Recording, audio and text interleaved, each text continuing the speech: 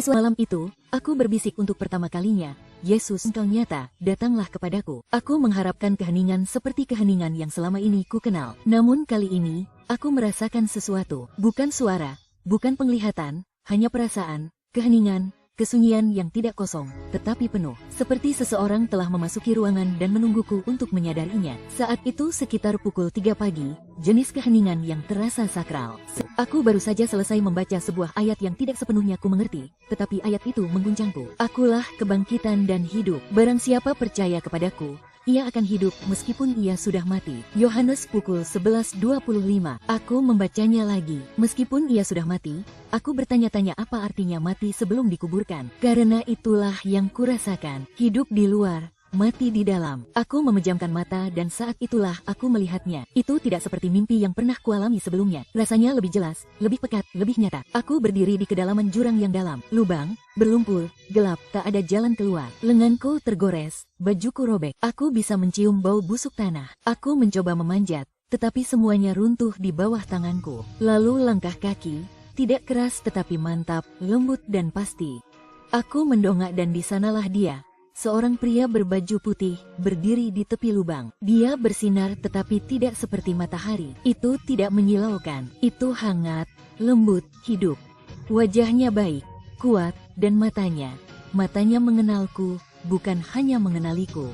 Mereka tahu segalanya. Jeritan, darah, rasa malu. Saat-saat aku menyerah, dan matanya tetap penuh cinta. Dia mengulurkan tangannya. Aku ragu-ragu. Siapa kamu? Tanyaku. Ia tersenyum, dan meskipun aku tidak mengerti, jiwaku mengerti. Jiwaku melonjak seperti anak kelaparan yang diberi roti. Seperti seorang tahanan yang mendengar kunci diputar di lubangnya. Aku meraih tangannya. Saat aku menyentuhnya, segalanya berubah. Lumpur mengering, lubang itu menghilang. Dan tiba-tiba aku berdiri di sampingnya, utuh, bersih, bebas. Ia menatapku dan berkata, "Kau tidak dilupakan." Lalu ia menyentuh hatiku dengan tangannya. "Kau dicintai." Saya terbangun sambil menangis terseduh-seduh hingga tidak bisa bernapas. Saya duduk, air mata membasahi jilbab saya. Tangan saya gemetar, dan untuk pertama kalinya dalam hidup saya membisikkan Yesus. Hanya namanya, tidak ada yang lain. Dan pada saat itu, saya merasakan kedamaian. Bukan rasa aman, bukan jawaban, bukan kesempurnaan, hanya kedamaian. Seperti terbungkus selimut setelah bertahun-tahun kedinginan. Keesokan paginya, saya membuat keputusan. Saya mengunduh aplikasi Alkitab lagi. Namun kali ini, saya tidak menyembunyikannya. Saya membukanya di lantai dapur sementara anak-anak saya bermain di dekatnya. Dan saya membacakannya dengan suara keras. "Jangan takut. Karena aku telah menebusmu, aku telah memanggilmu dengan namamu, kamu milikku." Petik 2. Aku baca ayat itu berulang-ulang karena sebelumnya aku belum pernah dipanggil dengan namaku. Tidak juga, aku pernah dipanggil istri, beban, masalah, malu. Tapi bukan Amina, dan tentu saja bukan milikku. Sepanjang hari itu, aku merasa berbeda. Aku memasak seperti biasa. Aku bersih-bersih. Aku menyajikan teh. Tapi ada sesuatu yang berubah dalam hatiku. Aku tidak lagi mencari kebenaran. Aku telah melihatnya. Tentu saja, aku tidak memberitahu siapapun. Aku belum siap untuk itu. Tapi aku mulai berdoa. Bukan dengan frasa bahasa Arab yang tidak ku mengerti,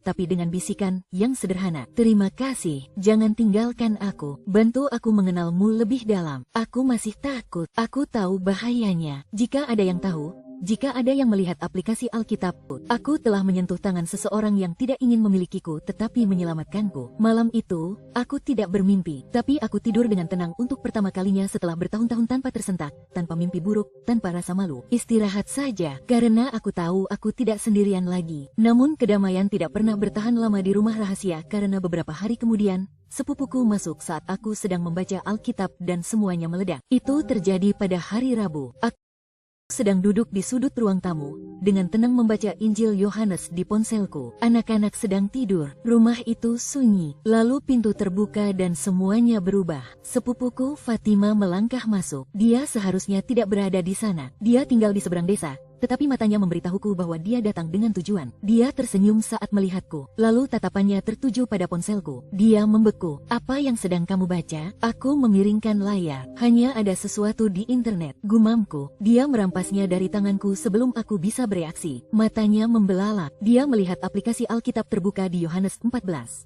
"Akulah jalan, kebenaran, dan hidup." Tangannya gemetar, wajahnya memucat. "Amina, bisiknya. Apa yang telah kau lakukan? Aku mencoba menariknya kembali. Fatima, kumohon. Dia menjauh dariku seolah aku menularkan penyakitnya. Kau telah membaca Injil. Kau membaca tentang Isa. Aku tidak menyangkalnya. Untuk pertama kalinya, aku tidak malu. Tetapi suaranya serak saat dia berteriak. Kau telah menjadi seorang kafir, seorang apostat, seorang wanita terkutuk. Dia lari keluar rumah, dan dalam waktu 1 jam, keluargaku tahu. Kakak-kakakku datang lebih dulu. Aku mendengar teriakan di luar sebelum aku melihat mereka. Lalu pintu dibanting terbuka. Mereka menyerbu masuk. Orang-orang kuat, marah, dipenuhi rasa malu dan takut yang menyamar sebagai kebenaran. Di mana dia? Benarkah kamu telah meninggalkan Islam?